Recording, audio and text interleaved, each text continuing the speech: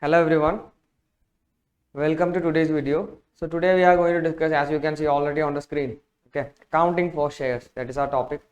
So far we were discussing about partnership and different variations of partnership accounts or different type of calculations that you have to do there. This is what we used to discuss in our previous videos. Now we are discussing about accounting for shares, which is actually a part of company accounts, which is in many ways different from what you used to learn in partnership. So in our video today, we will be discussing actually what is a share or what is a company, what is a share, and what is the difference between, basic difference between a shareholder and a debenture holder. Then we will be discussing, or then we will be talking about which are the types of shares. Generally, we are not going into deep into all these topics. Our target is here to make your numericals clear. Okay, so with respect to numericals, if we speak about any topic in shares, there are certain topics that you need to know, basic things. Okay, we need to know, or you need to know, like before attempting any question from this chapter. So those are the topics that we are discussing in this video. Again, we'll be continuing. Upcoming videos will be based on shares, where we'll be discussing about different types of questions or different types of topics, or what are the confusing questions or confusing topics here. Those who have already come across these topics will know, okay, which are the hardest topics in this chapter. So we'll be coming to each topic one by one in the upcoming videos. Right now, this video is all about actually giving an introduction to you about the shares and basic things, certain basic things that you have to remember when before attending the questions. Okay. So first, let me begin with the word company. Company. So basically, company means what makes company different from other forms of business. In class 11 business studies, you must have already learned it. Company means it is the largest form of business organization that we can form. And company, what makes company different is especially 2-3 qualities are there if you start a company, which makes it very different from other forms of business. First is separate entity. What is that? Separate entity. Separate entity means if you start a company, company has a separate existence apart from you. That means you as an owner. So company has a separate entity. This feature is missing in actually other forms of business. There is, for example, sole proprietorship. There is no separate entity in sole proprietorship. If something goes wrong with the business, obviously owner is also responsible. Here it is not like that. Here business has a separate name or identity apart from the owners. So business can buy its own assets, business can buy or take its own loans in its own name. So it is like that when it comes to separate entity. Second extra feature, special feature that is that company is generally having is limited liability. Limited liability. Limited liability means if something goes wrong, as I said just before, if something goes wrong, okay, or there is a liability that business is supposed to pay, but business is not able to pay it using any of the funds available, then owner's personal money cannot be touched for the same purpose. So imagine like this, we were running a company for the past 10 years, company has taken loans of suppose 5 lakh rupees. When business is getting closed, the company was not running at a profit, so we are planning to close the business. So when you close the business, there were 2 lakh rupees left with the company in cash. That cash we are using and paying this 5 lakh. So still 3 lakh rupees are pending, okay, or due to be paid. This 3 lakh who has to pay? We have utilized all the money that is available with the business. Only we had cash of rupees 2 lakh. After this, whatever is remaining should be paid by the owners in case of unlimited liability.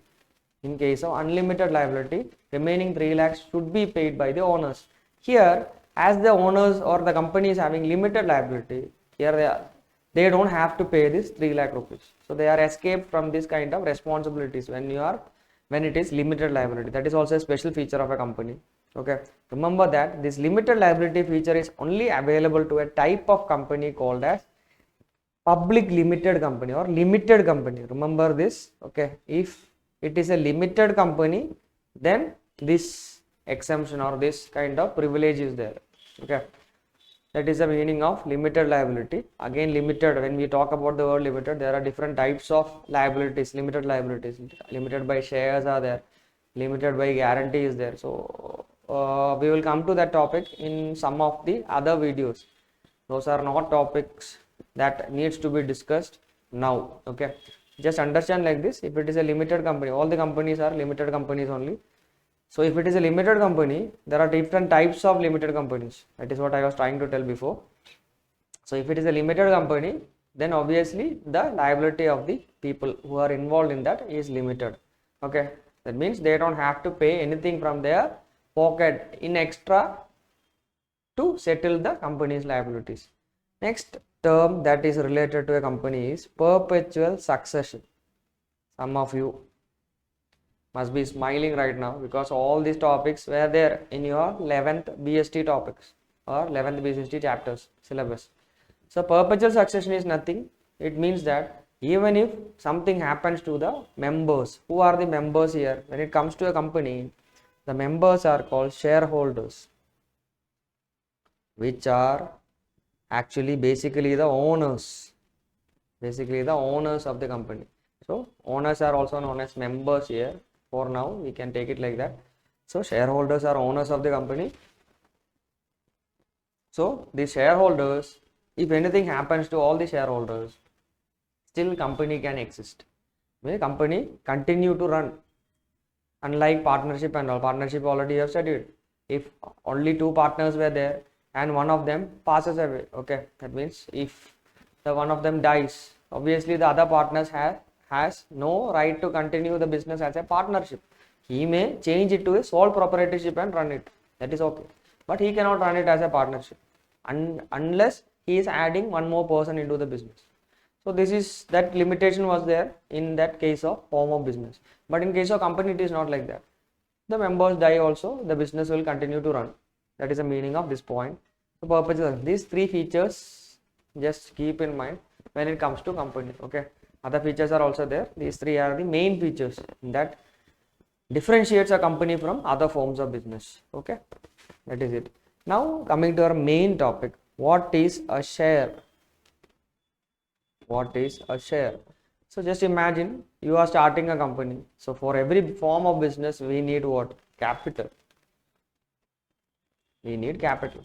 So from where we will arrange the capital? If it is in partnership, obviously partner may have extra savings with him. He will invest that money in the business. When it comes to sole proprietorship, same thing. The sole proprietor may have savings with him, which he will use for investing in the business. So that is how it happens. It works. Okay. When it comes to company, the money that they are collecting is called capital only, of course. From where this money comes? Obviously from outside people like you and me. Some of you are already into the share market and all, maybe. Okay. Or sometimes your parents may be into the share market. You must have seen them trading. Okay, trading shares in the share market.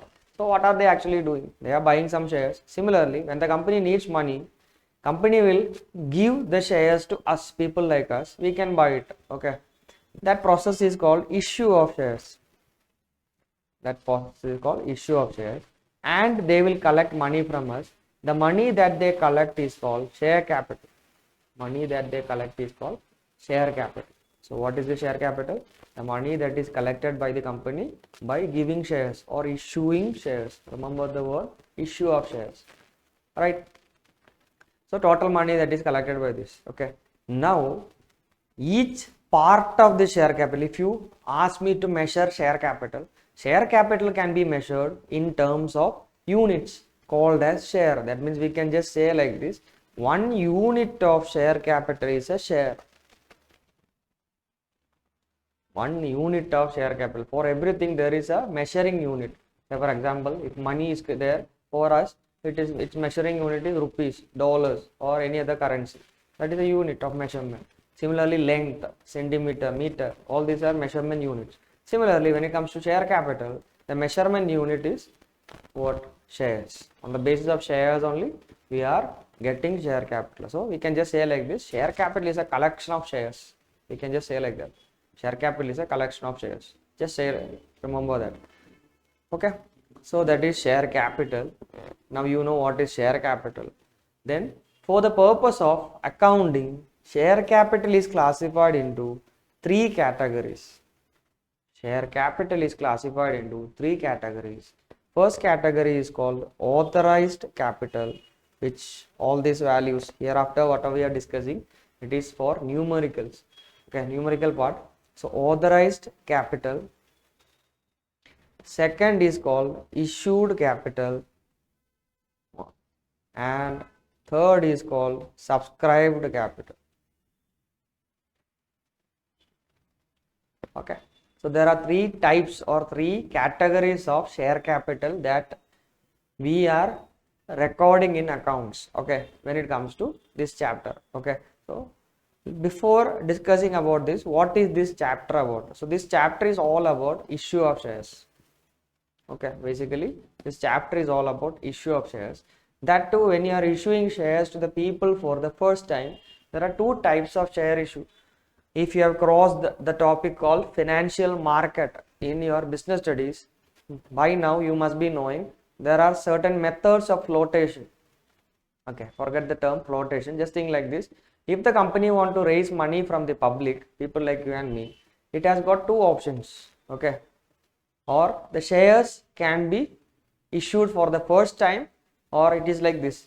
When the company needs money, or when the company needs money from people like us, obviously they have to give them shares to us, or any other options are also there. That is one of the chapters that is coming up. Debentures, that is also one option, or they can take bank loans. So when it comes to shares, they have to give shares to us. Though when they give shares to us for the first time, that is called IPO. IPO stands for initial public offer. Initial public offer. Okay, this is the term. So whatever questions we are doing here, majority of the question when they say company issued shares to the people, that is actually initial public offer. Okay, so in initial public offer, they have to collect share capital from us. The money that they are collecting is called share capital, right? So the share capital we have to record in our accounts. That share capital which we are going to record is classified into three categories. Okay, these are the three main categories in which we have to record the share capital related values. Okay, just think like that. Now coming to the three categories, first one is authorized capital. Authorized capital means when a company is getting registered, the process is basically called incorporation. The process is basically called incorporation. Remember this word, incorporation. So when the company is getting registered as a new company, at that time, okay, there is a document that company is preparing which is called memorandum of association. Memorandum of association, which contains all the basic details of the company. That means who are the members of the company, where is the registered office, location of the registered office of the company, what is the name of the company, along with all the details that is included in memorandum of association. One main detail that we need to include is regarding authorized capital. Authorized capital means the maximum amount of share capital that they can collect at any point of time from shares. So maximum amount of capital that they can raise. Raise means collect. Okay, raise from shares. Raise from shares. That is the meaning of authorized capital. If I say rupees 1 crore is the authorized share capital, means that 1 crore is the maximum amount of money that my company can collect by issuing shares at any point of time. Clear? So maximum it is like that. Next is issued capital. Issued capital means out of this authorized capital, for how much rupees I am giving shares to the people. That means here 1 crore is my authorized capital. I may need only 50 lakh rupees right now. So I will be issuing shares for only 50 lakh rupees. This 50 lakh rupees is called as issued capital. Meaning authorized capital is always the greater value. Most of the time issued capital cannot go beyond authorized capital. I hope you are getting the concept. So authorized capital means maximum amount of capital that the company can collect by issuing shares at any point of time. Out of that, how much is company giving to the people, or how much money company is collecting or planning to collect from the people is called issued capital. Clear? Now next term is subscribed capital. Subscribed capital means it need not be always necessary that 50 lakh rupees shares. It is like this: when we are planning to give shares to the public, they will make a document called prospectus. Prospectus, which is nothing, just like an advertisement which says that okay, this many shares are available. Those who are interested, they can buy the shares. Buying the shares is called actually subscribing to the shares. Buying the shares is called actually subscribing to the shares. Okay, subscribing to the shares. So we are making an advertisement that, or prospectus that we are, those who are interested in buying this many shares, they can buy the shares, and other details will be there. We'll come to that soon. So it need not be so. According to the current example that we are doing, 50 lakh rupees shares are available. So this is mentioned in the prospectus. Those who go through the prospectus will be published in our English newspapers, business newspapers and all. Okay, not only English newspaper, regional newspapers, regional media and all, it will be spread. So this prospectus, after going through this prospectus, if I feel like buying this share, okay, I may apply it for buying the share. Okay. Similarly, many people from different parts of the country, okay, who has gone through this prospectus may apply for it. So after getting applications, it need not be always necessary that we will get application for the entire 50 lakh rupees shares. Clear? So suppose we got applications only for 49 lakh shares. One of the process in the share issue is actually getting applications. So applications came for only 49 lakh shares. So that 49 lakh shares for which the people have already or really applied or they are willing to buy is called subscribed capital. Subscribed capital means it is the amount, or it is the amount out of issued capital for which we have received applications, or we are ready to give that, or people have bought the shares, or people are ready to buy at least. Okay, we can just say like that. So people are ready to buy, or people have already submitted the application for that. That amount is called subscribed capital, which is 49 lakh here. So now compare subscribed capital and issued capital. Subscribed capital can never be more than which one? Issued capital. Why? Because it is out of the issued capital, people are subscribing to the shares.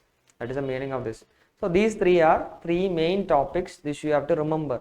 So if the question may come like this, some example they will give, what is the authorized capital here, or what is the issued capital here, or what is the subscribed capital here.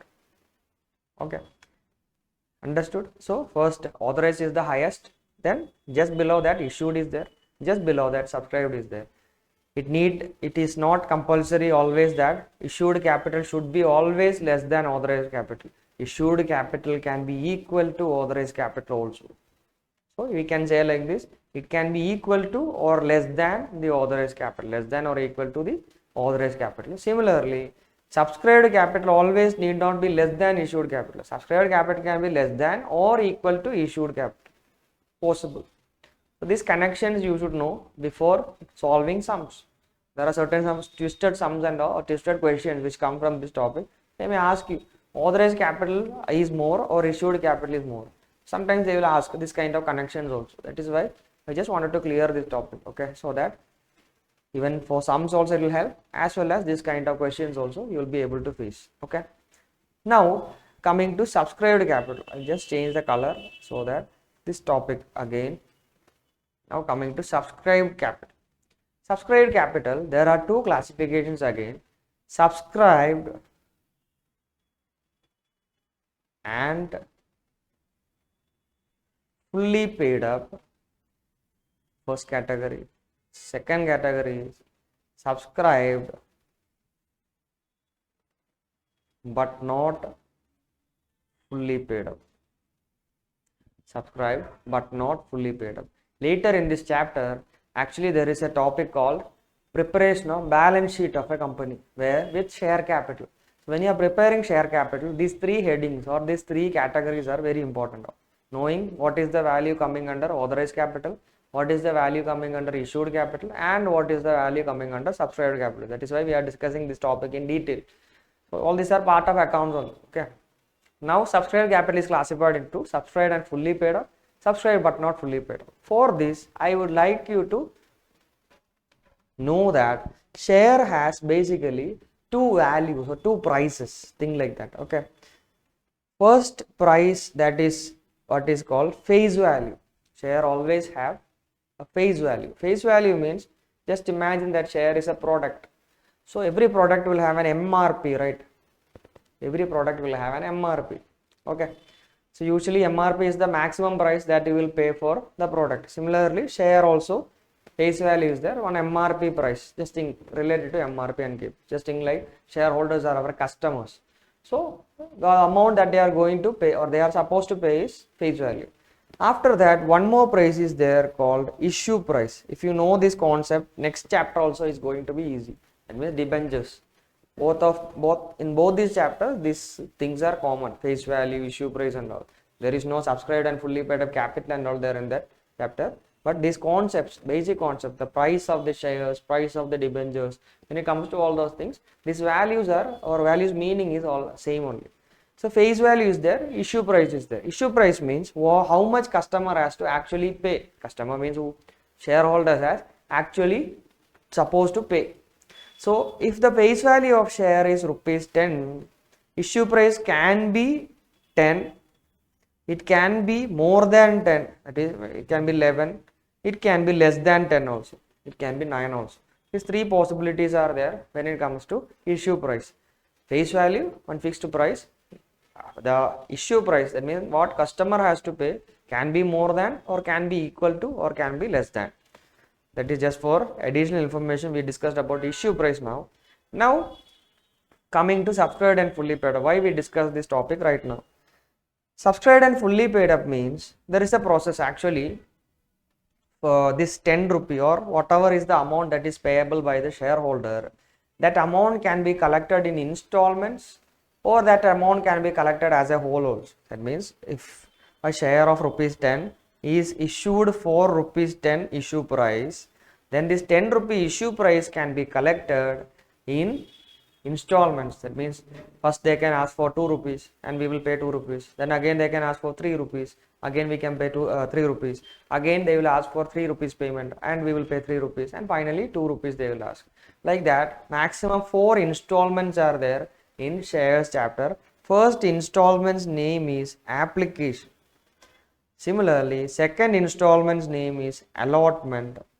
Third installment's name is first call. And the last installment name is second and final call. Second and final call. These are the cases that is coming here. Okay, these are the cases that is coming here. So first application, allotment, first call, second and final call. These are the cases that is coming here. So these are the installments that are coming here. This is like this. So if any installment is supposed to be paid by a shareholder, they will ask it first and we will pay that. Okay. The process of asking the amount is called actually called up or calling the amount. Just take it like that. So if the face value of a share is fully called up by the company, fully called up means what? Suppose if face value of a share is 10, the entire 10 is asked by the company from the shareholder and the shareholder has paid it. Then that category of shares can be called as, or the amount that is collected like that is called as subscribed and fully paid up share capital. So what is the meaning of that?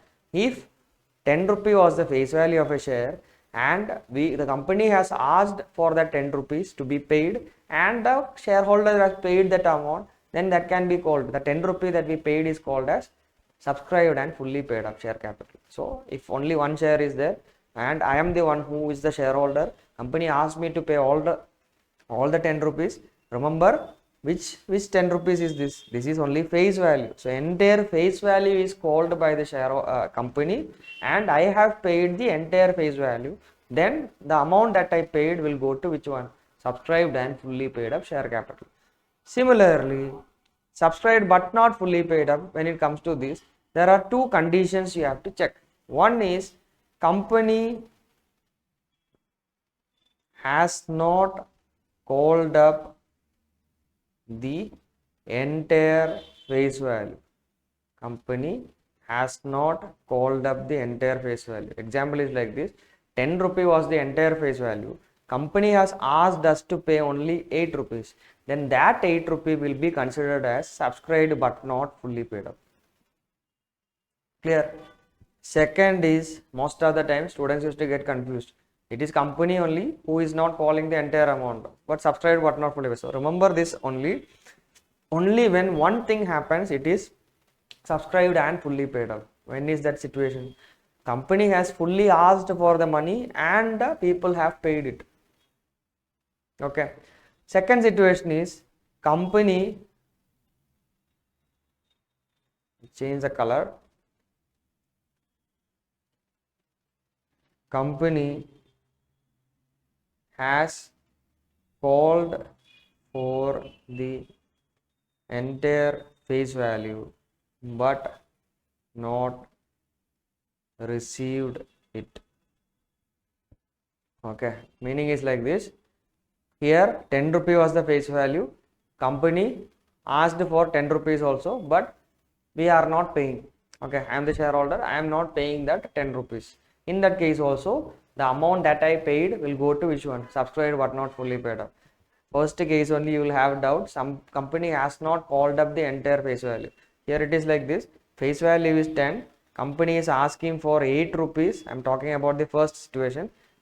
Company has asked for 8 rupees. Even if I have paid the entire 8 rupees also, my share capital or the amount that company is collecting from me will be taken as subscribed but not fully paid up only. You must be thinking, they have asked for 8, we have paid the full amount. And why can't it be subscribed but not fully subscribed and fully paid up? Subscribed and fully paid up happens only when the company asks for the entire face value and the shareholders pays it. If not, in all the other situations, it is subscribed but not fully paid up. So it is not compulsory that both the situation should be there. Obviously, both the situation won't be there.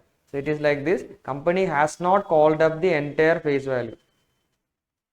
Okay, first situation is company has not called up the entire face value. Second situation is company has called for the entire face value but has not received it. In both the situations, what will come? Both situations, share capital that is collected will be taken as subscribed but not fully paid up. I hope I made this concept clear. Okay, these are all like basic concepts, fundamental concepts which you have to understand when you are doing sums, especially balance sheet sums. Okay, later this topic is coming. Most of the students are used to find it very difficult to solve sums from these topics. So that is why we have planned a session like this, dedicated session on these concepts alone, so that upcoming topics will be easy. Now coming to these terms, that means different installments that is available: application, allotment, first call, second and final call. So application, as I said, all these are installments. There is one more method. So this method in which we are collecting money from the shareholders in installments are called basically installment method. One more method is there where instead of going for installments, we are collecting the entire money all together. That method is basically called lump sum method. Lump sum method. I know you all are tired by doing a lot of accounts and all, revaluation account, capital account, balance sheet. Again, balance sheet is not an account, revaluation account, capital account, again realization account, loan account. You are tired with all these things. These are chapters. That means in the share chapter, accounts preparation is very less. We have only journal entries. Already most of you must be knowing it. Journal entries. So there are two different type of journal entries that is used. One for installment method and one different method for, or different entry for, lump sum method. So that is how installment method is done and lump sum method is done. In lump sum method, you will have basically two entries only. Installment method, to say, to just make you understand, just think like this. Every installment will have 2 entries each. So application 2, allotment 2, first call 2, share second and final call 2. So totally minimum 8 entries will be there for all these things. Additional entries may come depending on the situation. So if you know these basic entries, then solving the sums in the upcoming topics will be easier. So this is just an introduction to journal entries. So this entire video was actually meant to make you understand the concept of subscribed capital, authorized capital, issued capital, and for an introduction to shares. Similarly, upcoming videos will be coming where we will be discussing about application, allotment, first call, second call, entries in detail, to make it again more simple to you. Okay, that is it. Then I hope that subscribed and fully paid up, subscribed but not fully paid up is clear to you. Now the topic is actually what are the different types of shares that is available. Different types of shares that you can issue and collect money. First type of shares, basically there are only 2 types, equity and preference shares. Equity and preference shares. Equity shares are those shares, if you buy those shares, you are literally becoming the owners of a company. You are literally becoming the owners of a company.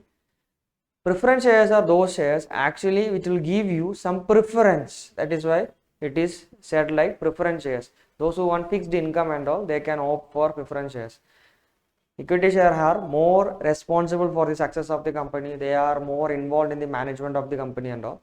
So equity shares. Now preference shares mean the word preference comes because of 2 reasons. One is they will get preference at the time of redemption of capital. Redemption of capital. Meaning is like this, when you are investing in shares, obviously that is an investment. You have to get back your investment either any time at future. So when it happens in future, first it will be paid to preference shares. That means the capital will be returned back to preference shares before going it to or giving it to equity shareholders. Okay. Next is one more is there, payment of dividend. Payment of dividend. Some of you must be thinking, what is this dividend again?